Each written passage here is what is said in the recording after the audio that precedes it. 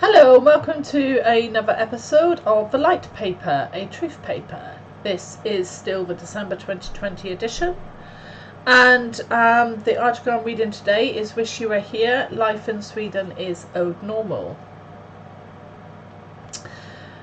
Articles that are likely to be contentious and fall foul of online community standards, we'll call them, will be posted elsewhere, and once I have organised that I will put links to that in the description. Okay, so today's article is Wish You Were Here, Life in Sweden is Old Normal. Let's make it full screen and we'll start reading. And of course, if you like what I'm doing, do all the normal stuff, like, share, subscribe, etc, etc. So, this article is Wish You Were Here, Life in Sweden is Old Normal by Darren Smith and Radoslaw Kalizuk. Apologies, I've probably butchered the pronunciation. Gordana is 46 and originally from Serbia, but moved to Gothenburg 6 years ago. She lives here with her husband and 3 children, works in a school and has a degree in graphic design. We asked her about life in Sweden during 2020. When were you first aware of COVID-19? At the end of January was the first time that we start to speak about COVID. My baby boy is going in daycare next to my work on the island, so when I come to work, I just leave my baby and start my work. The kindergarten staff told me one of their colleagues comes from vacation in China and she have to take 2 more weeks, 3 days, because she has to be tested for COVID-19 virus. Everything has changed since that day. What was the reaction of the government? The government's reaction was, don't panic, keep your distance, wash your hands, if you're sick, stay home, and we'll create immunity herd. No panic and no stress. What was the reaction of the media? The media reported the same as the government. After March, the media started reporting some data that we were all shocked about, because we didn't notice it. Many sick people, many dead people. What was the reaction of the people? At first, we were all afraid that the virus would kill us or we would become zombies. As time passed and we were able to read, hear, explore a lot, many people calmed down, while some remained in fear until today. High schools were closed in May. My daughter's comment was the best. She now enjoys going to school, but she doesn't have to move out of bed. It was a little complicated to go to the dentist or doctor.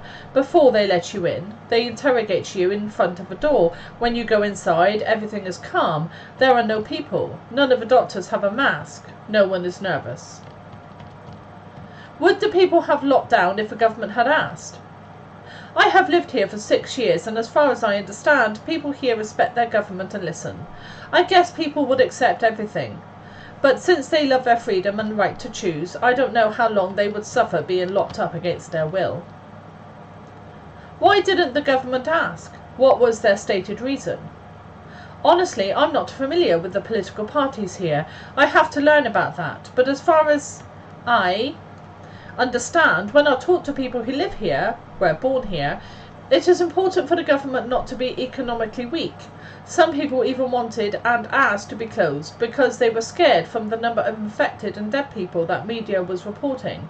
During the lunch break at school, many teachers and kitchen staff joked that it would be good to lock us up to get some rest from everything. But the government did not want to pay people for doing nothing and weakening the country's economy. What did the government, media, people say about the response in the rest of the world? Media reported poorly on other countries. Everything we heard was through social networks. If media talked about other countries, they were brief. Maybe how many were infected in other countries, or some measures other countries took to protect themselves from the virus. I have not heard for the Swedish government comment on other countries. People were shocked at first because of the number of infected and dead people, and for the measures that were taken. Some people were indignant, and some said that Sweden should be closed that way as well. Figures show deaths from COVID in Sweden the same or lower than the rest of Europe.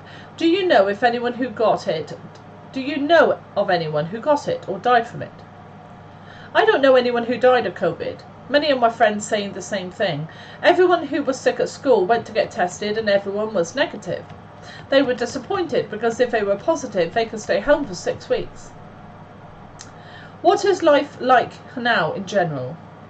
In late August, early September, signs and tapes were removed all over the city, which they put up in June to show people that we have to make a distance between us. It all disappeared overnight. All signs, stickers, ribbons, everything was removed. Everything was as before. Information appears on the screens to say keep your distance and if you are sick, stay home. Very few people talk about the COVID. Everyone is sick of it. Some people believe that it is dangerous, but many people are aware that it is just a common virus and that all this is a huge scam. In the company where my friend works, it is strictly forbidden to mention COVID. Why do you think Sweden has escaped the madness? I really don't know the answer to that question. For me, everything was a bit difficult, even with these small measures. There is nothing here in Sweden that you have to do. Everything is left to the people to make their own decisions how they want. And it's not 80% cashless with thousands of people chipped. It is true that many stores have withdrawn the use of cash. You can pay with applications, phone or card, but in many places you can pay with cash. Some people like to have cash in hand because they are used to it, especially foreigners and older people who can hardly master modern technology. I didn't hear anything about chipping people. No one offered us, no one told us about it. At one technical college they studied chip and putting a chip in people's hands.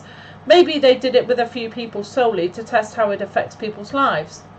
People in Sweden love nature very much and do not appreciate anything artificial. They choose food only if it is organic and as healthy as possible. Someone made a story out of it and someone else twisted that story and lied about a lot of things. Radoslaw also recently reported back from Scandinavia and confirmed what Gordana told us. Sweden didn't give in to hysteria and didn't impose the lockdown. For that it was criticised, chastised and laughed at. Although they didn't lock down, their numbers do not differ much to those countries who imposed the most draconian measures. What did they do differently? Everything is kept open. Businesses are not being told to close. You have a choice as from before the lockdown to visit.